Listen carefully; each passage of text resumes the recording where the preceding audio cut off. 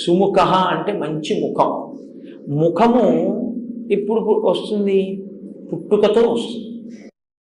విఘ్నేశ్వరుడు యొక్క పుట్టుక ఎలాగా? ఆయన పుట్టుక ఒక స్త్రీ గర్భవాసం చేసి జన్మించిన వాడు కాదు. అమ్మవారు ఆవిడ సుమంగళి, అందున నిత్య సుమంగళి, నిత్య యవ్వనంలో ఉండేటటువంటి తల్లి. అటువంటి తల్లి కనుక ఎప్పుడూ పసుపు రాసుకుని ఉంటుంది ఆవిడ.